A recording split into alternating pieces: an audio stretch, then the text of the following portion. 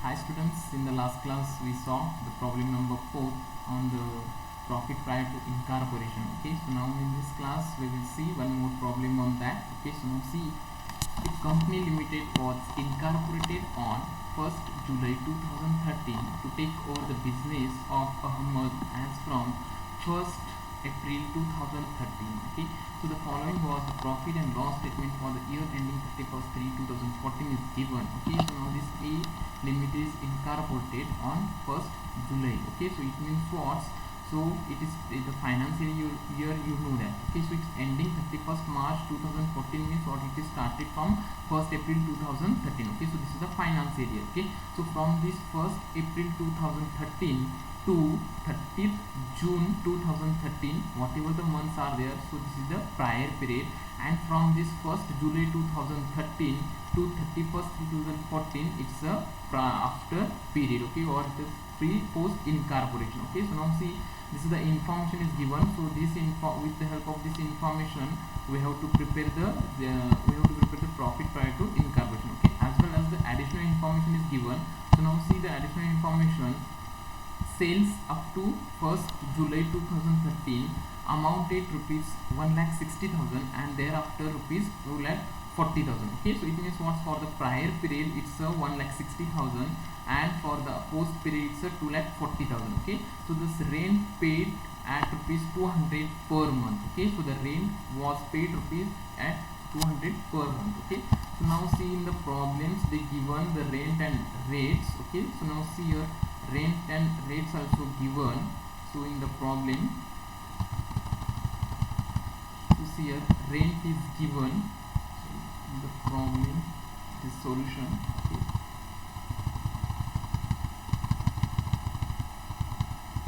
so see here rent and rates 3,600 and here given the rent was paid at rupees 200 per month. Okay, so we have to prepare the working note. Okay, while solving the problems we will see that.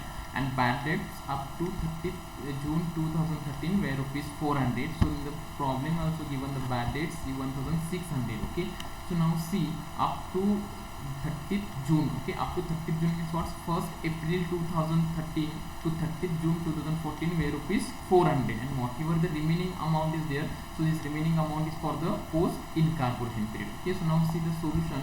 The solution is what's the the financial year. Okay, 1st April 2013 to 31st March 2014 is the financial. Okay, so the incorporated date on 1st July 2013. Okay, so it means what? From 1st July 2013 to 31st March 2014 it's the post incorporation period. Okay, so now see whatever the information is given in the problem, so as it is I copied here. Okay, so for the solution purpose and the time ratio, just see prior period is a 3 months. How it's a 3 months? Okay, so April, May, June, this is the 3 months, and the post period means from the July to March, July to 2014 March, it's a 9 months. Okay, so it means 3 is to 9, or take it common factor, 3 ones are 3, 3 threes are 9. Okay, so like this is the time ratio. Next the sales ratio is what? Prior sales is to post sales. Okay, the prior sales is given in the problem only. Okay, for the prior period 1,60,000 and for the post sales it's a 2,40,000. Okay, so now see, so cancel it, is 4040. Okay, so 16 is remaining and the 24 is a remaining. Okay, so now take it common factor. Okay, 8 is a common factor, 8 to the 16, 8 3 the 24. Okay, so now see 2 is to 3 is the sales ratio. Okay, so now see we will solve the problem. So whatever the expenses are given, so these expenses already I copied. Okay, so now this is the solution. Particular columns, revenue from operation, the revenue is given. Okay, so it means all the sales for the pre-incorporation is 1,60,000 and the post-incorporation is 2,40,000. Okay, the total revenue is what? 1,60,000 and the 2,40,000. Okay, so next expenses is given. Expenses given. Cost of sales.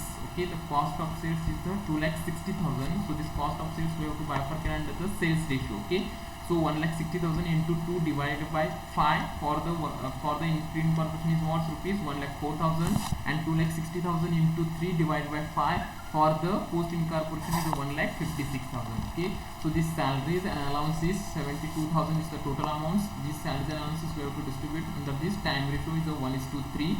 Okay, 18,000 for the pre incorporation, 54,000 for the post incorporation. Okay, so next office expenses also the time ratio, under the time ratio we have to bifurcate this 24,000. Okay, 6,000 for the pre incorporation and the 18,000 for the post incorporation. Okay, the director's fees, it is the specific expenses, and so the specific expenses are directly for the post incorporation, it's rupees 2,000 as it is. Okay, so next on this printing and stationery, it is the time ratio 4,000. So 1,000 for the pre incorporation and 3,000 for the post incorporation. Interest on debentures 6,000 for the post incorporation, 6,000 for the post incorporation. Okay, so the rent. Okay, so now here I made the start. Okay, because the additional information is there. So now see the how it's the additional informations. The rent is what? Rent was paid at rupees 200 per month. Okay, so here rent was paid at rupees 200 per month, and here rent and rates is given 3,600. Okay, so now see here, so rent and rates for the working note is there.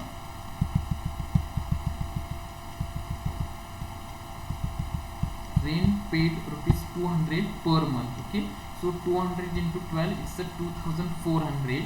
Okay, so this is the rent. Okay, 2,400 for the whole year. Okay, so this rent we have to bifurcate under the time ratio 1:3. Okay, and so the rates. Okay, actually the rent and rates is given in the problem 3,600. Okay, so minus it this rent from this rent and rates. Okay, the rent 2,400 you have to minus from this 3,600. The remaining balance is what? 1,200. So this 1,200 is nothing but the rates. Okay, and so this rates also you have to bifurcate under the time ratio 1:3. Okay, so like this you have to prepare the working note. Okay, so now see here the directly maintained here rent and rates. Okay, so see here rent is 2,400 under the time ratio 1:3, and rates it's a 1,200 time ratio 1:3. Okay, so like this you have to prepare. Okay, so next depreciation. So depreciation also you have to distribute under the time ratio. Okay, so this 8,000 you have to distribute under the time ratio, 2,000 for the pre incorporation, 6,000 for the post incorporation. Okay, so now see the sundry expenses. So the sundry expense also distributed under the time ratio. Okay, so 200 for the pre incorporation, 600 for the post incorporation. Okay, so now see this commission on sales, it is related to the sales, so it is bifurcated under the sales ratio. So sales ratio is what? 2:3. Okay, so 6,400 and 9,600. Okay, so next free samples, it is also related to the sales ratio. Okay, so this 4,000 you have to bifurcate under the 2:3. Okay, 1,600 for the pre incorporation, 2,400 for the post incorporation. Okay, so audit fees, it's a 2,000. So 2,000 it's the time ratio 1:3. Okay, 500 for the pre incorporation, 1,500 for the post incorporation. Okay, so now see this bad debts. Okay, so this bad debts also just I have made the star because additional information is given. Okay, so it means what?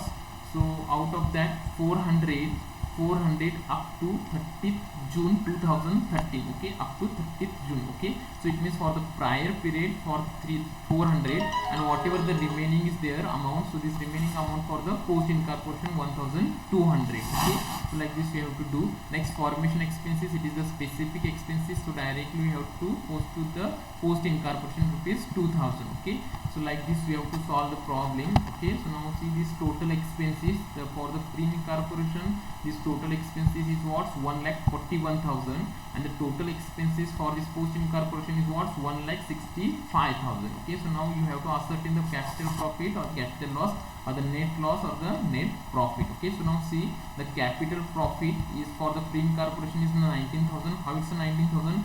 1,60,000 it's a revenue, right? Okay, 1,60,000 it's a revenue. Just see here 1,60,000 is total revenue. From this 1,60,000 you have to minus this 1,41,000. The remaining balance is what? 19,000 is the capital profit. Okay, so now see for the post incorporation this 2,40,000 is the total revenue, and the expenses is what? 1,65,000. It means what? Expenses is more than income. Okay, or the more than revenue. Okay, it means what? It is the loss. Okay, it is the revenue loss. Okay, so here 25,000 is the loss. Okay, and the total will be the 1,60,000. Okay, so 1,41,000 plus 19,000, it's 1,60,000, and 1,60,000 minus 20,000, it means what? Plus minus is the plus, because plus amount is more, so this 2,40,000. Okay, so like this we have to solve the problem. Okay, related to the bad debts, additional information is given. Okay, so just try to understand. If it is not understand, you can contact me. Okay, so thank you.